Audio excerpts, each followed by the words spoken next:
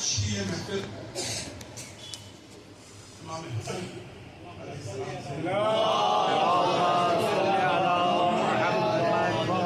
जैसा कि हमारे सज्जाद साहब ने कहा कि भाई जिस दिन अहले बैत का जिक्र हो जाए हमारे लिए वही ईद है। बेशक अभी 15 रमजान दूर है लेकिन उसकी तमीज चल रही है। इस आयत करीमा की तमहीद क्या है? अभी इमाम हुसैन अभी दुनिया में नहीं है, इमाम हसन की विलादत हो चुकी है और बहुत कम सिनी का जन्मा का और वो बीमार पड़ते हैं। अब जब बीमार पड़ते हैं तो जो शाफ़े महशर जिससे मस करके लोग शफायाब हो जाते हैं, दूर की बात मसलूद नाम लेके शफायाब हो जाते हैं। अब अल्लाह जिब्राईल रसूल को ये पैगाम भेज रहा है कि आप वजूद से कि वो मन्नत माने कि ये बच्चा सेहतयाब हो जाता है तो मैं 3 दिन का हुआ। जैसा कि मैंने कहा कि ये वो नफूस है जो शायर इलाही है, जो अल्लाह के नुमाइंदे हैं, जिनके जरिए अल्लाह अपने आप को पहचानवाता है।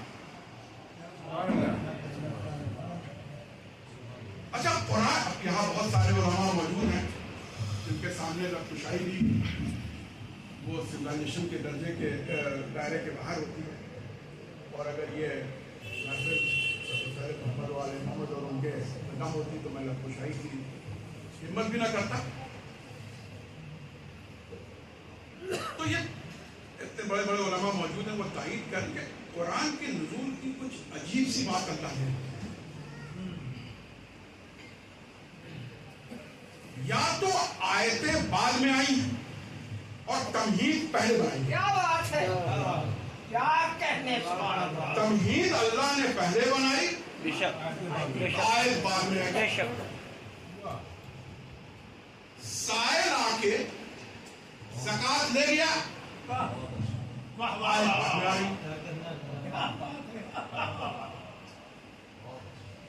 रसूल के बदन में ज़ोफ़ पहले आया, जनाब फातिमा के घर आए, चादर यमानी उड़ाई गई, सारे ये नफूस उस चादर यमानी के नीचे आ गए, आयत बाद में आई। ये अल्लाह तमहीद कर रहा है, जिसको हिंदी में कहते हैं कि भूमिका।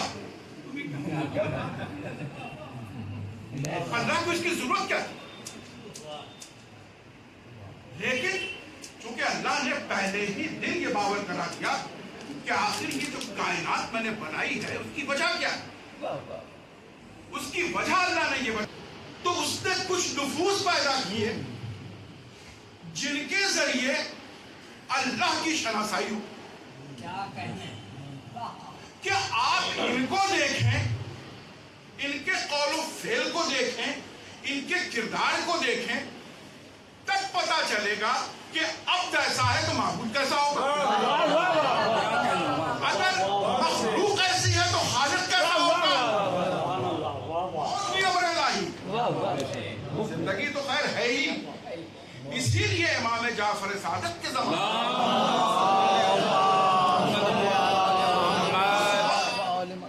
जब तौहीद पर सवाल उठने लगे बहुत सारे लोग कि अल्लाह है कि नहीं, हालांकि ये सवाल बहुत जमाने से चलता है, उस जमाने में भी आया और जब उसे कोई जवाब न दे सका तो जाहिर है कि फिर वो दरे अहले बैत पर आए कि शुआरे लाई रही है। अब मुबाहिसा शुरू हुआ, उसने अपनी दलीलें दी। इमाम जाफर सादिक ने आखिर में सिर्फ एक ही बात कही बस कि देखो तुम जो ये जितनी तुमने दलीलें दी हैं, जो फलसफा बयान किया है, इसमें एक बहुत बड़ा नुक्स है। अगर उस नुक्स को तुम सही कर लो तो तुम अपनी मंजिल पर पहुंच जाओ। उसने कहा क्या?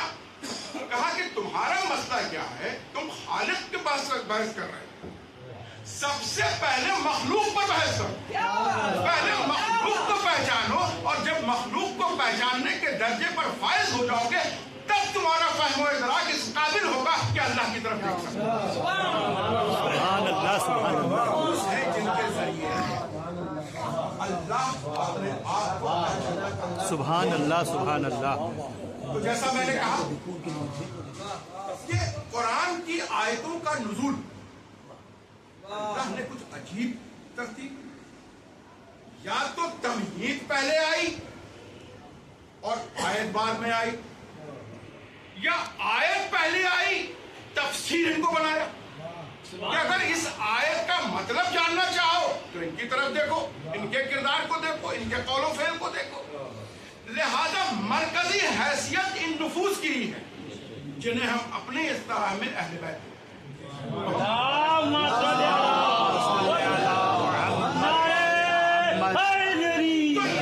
ذریعے یا تو تمہید بنا کے آیت آئی, آئے مبینہ اس نے توفیق دی ان نصارائے نجران کو کہ تم یہ سوال کرو تاکہ ہم آیہ مباہرہ کا نزول کر سکیں. سبحان اللہ. اللہ ساری کوئی تمہید جانتا اور تب آیت آتی. اب اس میں بھی یہی ہوا کہ امام حسن بیمار ہوتے ہیں. ارے جو سارے کائنات کے بیماروں کو کا حل ہے, لیکن وہی ہے کیونکہ آیت آنی ہے اور آیت کے ذریعے اللہ یہ بتانا چاہتا ہے کہ یہ لوگ ہیں کون. اللہ یہ بتانا چاہتا ہے کہ ان کے لیے ہی میں نے ساری کائنات بنائی. اس کائنات پہ جتنے ذرے بنائے, جتنی چیزیں یہاں بنائی گئی, آرائش کی گئی, جتنی کی گئی اس کائنات میں, وہ سب انہی کے لیے ہیں. اب اس کے لیے اس کو آیت نازل کرنی تھی. لہذا اس نے تمہید کیا کی کہ امام حسن طبیعت خراب ہوتی ہے, جبرائیل نازل ہوتے ہیں, رسول کو کہتے ہیں جب آپ کہیں کہ یہ روزہ رکھیں اور 3 دن کا روزہ رکھیں, اور جب روزہ رکھا گیا اب آیت آئی. کیا آئی؟ اللہ کہہ رہا ہے کہ یہ جو کام ہے اس کو ان کی ضرورت تھی, ایسا نہیں تھا کہ روٹی فاضل تھی.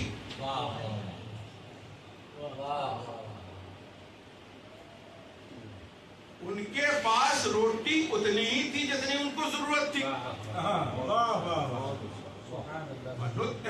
ان کو اس نعمت کی ضرورت تھی. التام, ان کو ضرورت تھی اس تام کی, اللہ پہ ہی. لیکن اب محبت خدا کے لیے کیا کر رہے ہیں کہ کبھی مسکینت اس کے لیے بھی اللہ قادر مطلق ہے, وہ کسی بندوں کو بھی مسکین بنا کے بھیج سکتا تھا, یتیم بنا کے بھیج سکتا تھا. لیکن اب بات یہ ہے کہ یہاں اللہ ذکر کر رہا ہے نور کی. لہذا اب جو سائل بھی آئے گا وہ آئے گا آسمانی. لہذا بھیس بدل کے آئے گا. یہ ہم اور آپ کے لیے بھی یہ تشبیہ ہے کہ ان کے در پر جانا تو مسکین بن کے جانا, سر گوبی کر کے نہ جانا, سر اٹھا کے نہ جانا, مسکین بن کے جانا, یتیم بن کے جانا. یہ وہ بھائی, کسی نے مجھ سے ایک بار سوال کیا کہ بھائی آپ لوگ جو بیان کرتے ہیں کہ در سیدہ پہ ستارہ آیا, آپ پڑھے لکھے آدمی, اب بتائیں کہ ستارہ جو ہے کوئی چھوٹا تو ہوتا نہیں. چھوٹا ہو گیا بھائی اس جو دنیا ہے اس سے کئی ہزار اور کئی بلین ٹائمز کے بڑے بڑے ستارے ہیں. سب سے چھوٹا ستارہ بھی اس دنیا سے بڑا ہے. تو آپ یہ بتائیں کہ صاحب یہ کیا, یہ کہ ان کے در سیدہ پہ ستارہ. تو ہم نے ان کو یہی کہا کہ دیکھیے صاحب, فزکس کی تھیوری ہے, بچے ہوں گے, کانٹریکشن تھیوری, ایکسپینشن تھیوری, कि जितने भी ये सैयारे हैं, जितने सैटेलाइट्स हैं और जितने तारे हैं, इनमें अल्लाह ने कुव्वत दी है कि वो अपने को बड़ा कर सकते हैं, और कभी कभी इतने बड़े हो जाते हैं, ब्लैक होल कहलाते हैं, कोलैप्सिंग स्टार होते हैं, उनकी मौत ही यही है, मौत बड़ा होने में।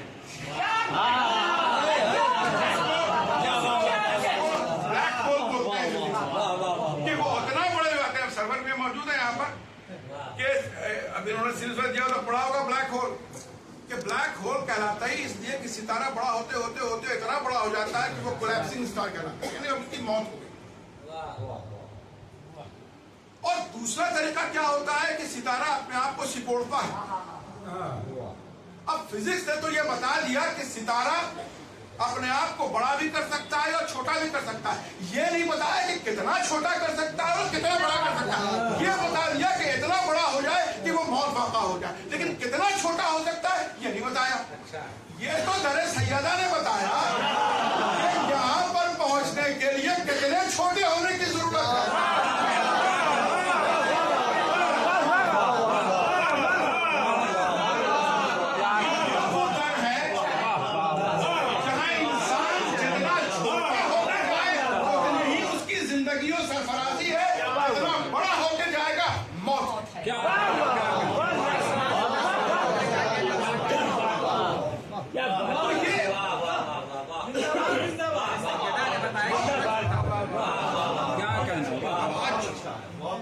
अब आज की जो महफिल है ये उन्हीं सुकून है, दीन के सुकून,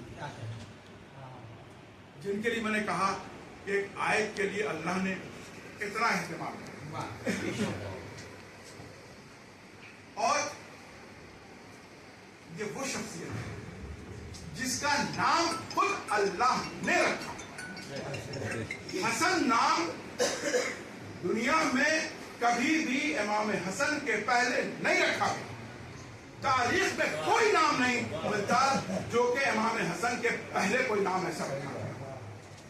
बहुत हसीन पैदा हुए, लेकिन जिसे अल्लाह हसीन कह दे, खुद बनाने वाला जिसको हसीन कह दे, जो खालिक़े कायनात है वो किसी को हसन का खिताब दे दे कि ये हसीन है। अब इसमें दो चीजें, देखिए बच्चा, कोई बच्चा बड़ा खूबसूरत है, क्या कहते अरे ये बड़े अपने बाप हो गया है, तो बच्चे को देख के बात की भी याद आती है, उसकी खूबसूरती भी याद आती है। हसन जो क्या कहने रसूल अकरम से तमाम अहादीस है कि इमाम हसन की मुशाबहत रसूल अकरम से। अल्लाह इस बच्चे के जरिए अपने हबीब के हुस्न को बयान कर रहा है। ये भी अल्लाह की मोहब्बत का एक तरीका कि मेरा हबीब कितना हसीन है, सुभान अल्लाह, सुभान इसका बेटा इतना हसीन है, उसके जरिए बता रहा है कि मेरा हबीब कितना हसीन है। ये अल्लाह का मोहब्बत का एक तरीका है। सुभान अल्लाह। वो अपने मोहब्बत के सिलसिले में इसी तरह की बातें करता है कि किसी के जरिए किसी को पहचानवाता है। सुभान अल्लाह, सुभान अल्लाह। यहां तक कि जो एक नाम शब्बर बोला जाता है, तो शब्बर को भी मैंने इंग्लिश में लुगत में शब्बर के असल मानी क्या होते हैं, जाज़बियत जिसको कहते हैं, जिसको देख के आप महसूस होते। बहुत नजदीकी अंग्रेजी वर्ड होता है हैंडसम। फिर क्या अल मुज्तबा, ये इमाम हसन के मुज्तबा क्या है, चूजन वन, जिसको अल्लाह चुन ले। कोई आम शख्सियत नहीं है, जिसको बनाने वाला खुद कहे कि इतना हसीन है कि उस पर फख्र हासिल कर रहा है, और जिसके लिए कुनियत कह रही है कि इसको अल्लाह ने चुन लिया। ये वो शख्सियत। और आगे बताएं, खास तो बच्चों के आलिमों का मजमा है, उनके इनसे तो लोग फैज़याब होते हैं, इन्हीं से सुन सुन के तो तकलीफ करते हैं। देखिए इमाम हसन,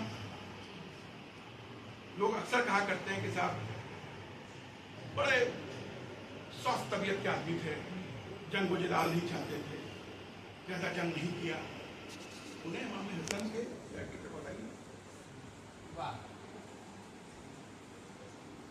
کربلا کے میدان میں بہادروں کی فہرست میں پہلا نام اگر امام کو ہٹا دیں اس کا حضرت عباس. پتہ امام حسین کو ان کو روکنے کے لیے ان کی تلوار کو لے لینا پڑا.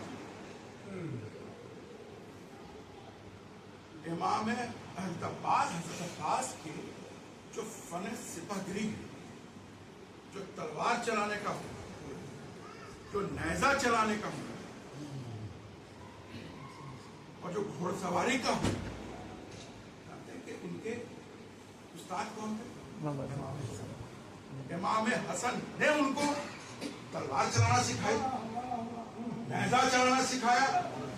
گھوڑے کی خاصیت جو بیان کی جاتی ہے کہ جب کوئی مضبوط آدمی آتا تھا آپ کیسے کریں گے، آپ کے پاس نیزہ ہے تو گھوڑے کو 2 پیر پر کھڑا کر کے اور اس کے بعد نیزے کو اس گھوڑے کے جو اس کی پاور ہوتی ہے اس کو گرایا جاتا تھا تاکہ نیزہ ان کا ہاتھ اور اس گھوڑے کی طاقت سب مل کے کیا کہنے ہیں. واہ یہ واہ جو واہ. طریقہ بتایا یہ عرب میں سب سے پہلے امام حسن نے ایجاد کیا کہ گھوڑے کے ذریعے تم سامنے والے پر کس طرح سے بھرپور وار کر سکتے ہو. پہلے دو پیروں پر کھڑا ہو کے وار نہیں ہوتا تھا. یہ امام حسن کی تجویز تھی، امام حسن کا یہ تھا. اور یہی چیز حضرت عباس کو بتایا گیا اور یہی کربلا کے میدان میں حضرت عباس نے جناب قاسم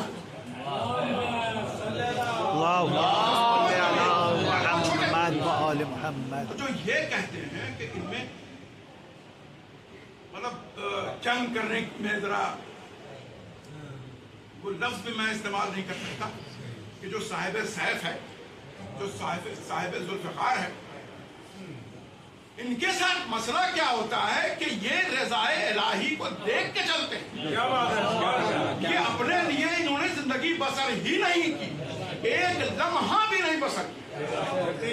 انہوں نے وہی کیا جو اللہ کی اچھا اللہ سے شناسائی کریں تھے کہ اللہ کو کہنے کی ضرورت نہیں ہوتی تھی کہ اب آپ یہ کریں، بس یہ آسمان کی طرف دیکھتے تھے اور سمجھ جاتے تھے کہ اللہ کی منشا کیا ہے. لہذا جو لوگ امام حسن اور امام حسین کے کردار میں اور خاص طور پر جنگ کے میدان میں اور جنگی حیثیت سے جو تضاد کرتے ہیں وہ یہ بھول جاتے ہیں کہ امام حسن سے صلح کی گئی، امام حسین سے جنگ کی گئی. نہ امام حسن نے صلح کی، نہ امام حسین نے جنگ کی. اس کو پلٹ کے دیکھیں، صلح امام حسن سے کی گئی. امیر معاویہ نے خود صلح کا پیغام بھیجا، امام حسین نے آخر وقت تک صلح کی بات کی. کیا بات ہے. خطبہ آخر جو ہے وہ یہی ہے کہ میں سب معاف کر دوں گا. جو انسان سب پورا گھر لٹا چکا ہے، سب کچھ ختم ہو چکا ہے، اس پر بھی وہ امن اور شانتی کی بات کر رہا ہے کہ ابھی بھی صلح، ابھی بھی جنگ موقوف. تو امام حسن سے صلح کی گئی ہے، امام حسین سے جنگ کی گئی. کوئی انتظار نہیں. اگر امام حسین منصب امامت پر ہوتے ہو جب جو حالات امام حسن کے تو وہ بھی صلح کرتے، اور امام حسن اگر کربلا کے میدان میں ہوتے تو وہی کرتے جو حسین نے. یہ لوگ شناسائے پروردگار الہی ہیں، یہ کرتے ہی وہی ہے جو اللہ چاہتا ہے. سبحان اللہ سبحان اللہ. لہذا اللہ نے ان نفوس کو اول الامر بنایا اور اس کے بعد کیا کہا؟ اطاعت فرض کر دی. اطیعوا اللہ و اطیعوا الرسول و اولی الامر منکم. اطاعت کے معنی کیا ہے؟ جو کہہ دیں، ifs بٹس نہیں. اطاعت کا معنی یہ ہوتا ہے کہ یہ جو کہہ دیں وہی حق ہے، وہی امر ہے، اپنی عقل نہیں چلانی ہے. اطاعت کا معنی ہے کمپلیٹ سرنڈر. لہذا جس لفظ کا استعمال اللہ نے خود اپنے لیے کیا، رسول کے لیے کیا، اسی لفظ کا استعمال اولی الامر کے لیے. اللہ مدبر الامور ہے، وہ امور کا خالق ہے، لیکن ان نفوس کو اس نے اولی الامر بنا دیا، یعنی امور پر عبور حاصل کر دیا۔ اب امر جو ہے، امر قرآن وقت بھی نہیں ہے، ہر چیز امر ہے دنیا میں۔ گھٹنا جو بھی گھٹ رہی ہے، آپ چل رہے ہیں، پھر رہے ہیں، سانس لے رہے ہیں، کھا رہے ہیں، پی رہے ہیں، جو کچھ سب امر الہی۔ یہاں تک کہ جب موت آ جاتی ہے تو موت بھی امر الہی ہے، یعنی پیدا ہونے سے لے تک موت تک ہر چیز ہر لمحہ امر ہے، اور وہ اللہ مدبر الامور ہے، لیکن اس نے ان کو اولی الامر بنا دیا۔ بس ایک آخر بات بچوں کے لیے، یہ اولی الامر ہوتے کون ہیں؟ مولا علی کہتے رہتے تھے سلونی سلونی، تو لوگ آتے رہتے تھے اور سوال پٹان کے کرتے تھے۔ ایک بار شخص آیا، اس نے کہا کہ اچھا یہ علی بتائیے کہ جو کھجور کا پیڑ ہے اس میں کتنے کھجور؟ اولی الامر کا بس یہ لاسٹ آخری وہ کتنے؟ تو مثلاً علی نے کہا کہ 1750۔ اس طرح میں کہہ رہا ہوں۔ اب کہا کہ صاحب یہ ایسا کرتے کہ سارے کو توڑتے، جب وہ توڑا گیا، گنا گیا، 1750۔